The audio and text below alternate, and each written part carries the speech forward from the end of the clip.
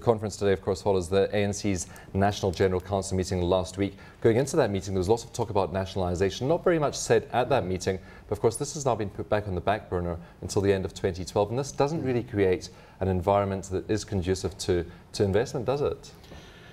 It doesn't, and it makes things very uncertain at the moment as to which way they're going to come out at the meeting.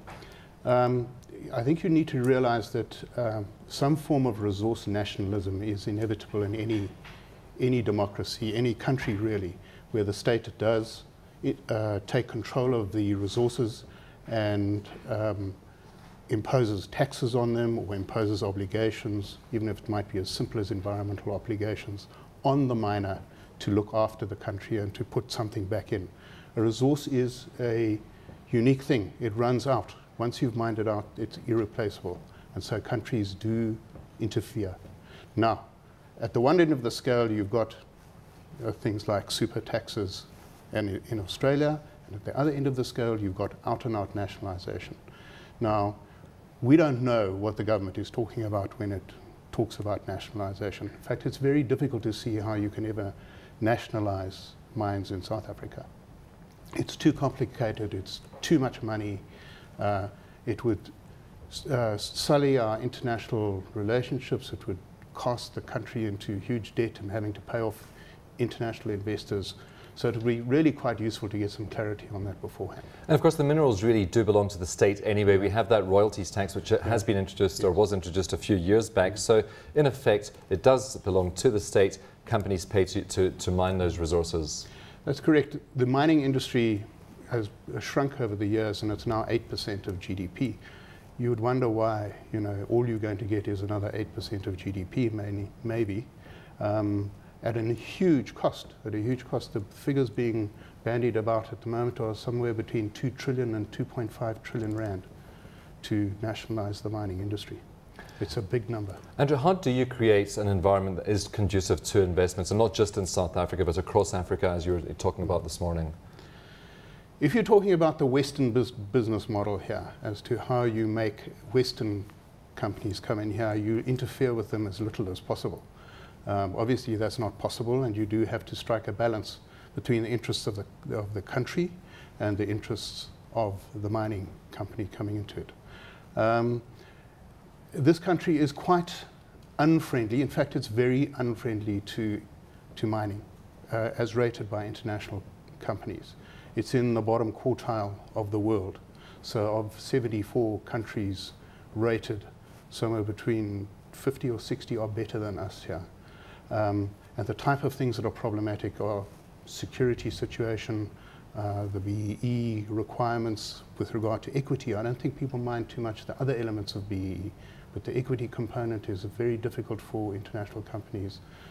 I mentioned security. How about security of tenure as well? Yes, security of tenure, land claims. Also, the labour laws are difficult, but this is all old hat. We know that those are problems. And as long as there's certainty, and the mining companies always have their spreadsheets, and they like to be able to put a number into a cell somewhere and just be able to say, okay, that's the effect of it. I can invest or I can't invest, or I can lend or I can't lend.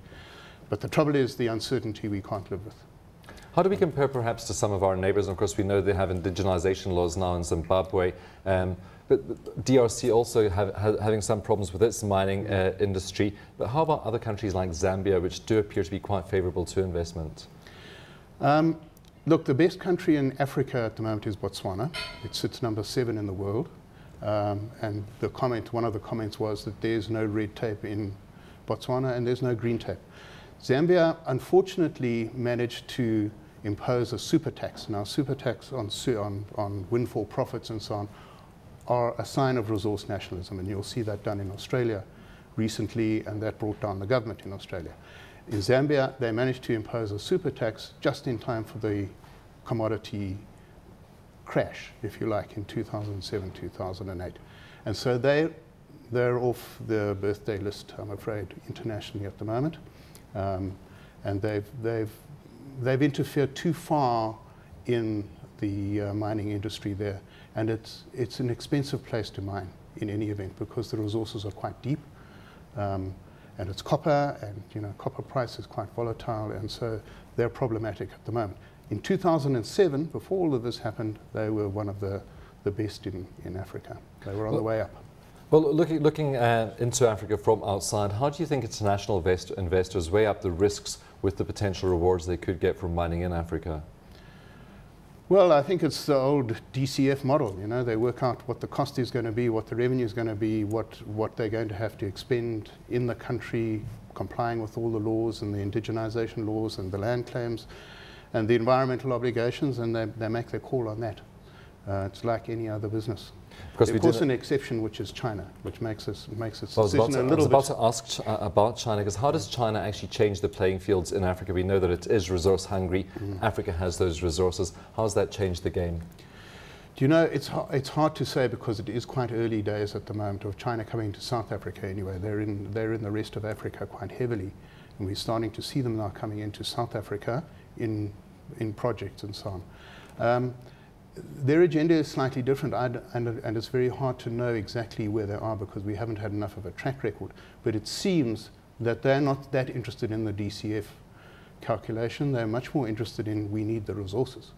We need copper, we need zinc, we need platinum, we need all of the things that we've got, and we'll go and get them. And we're not interested whether we get a return, we just want the resource.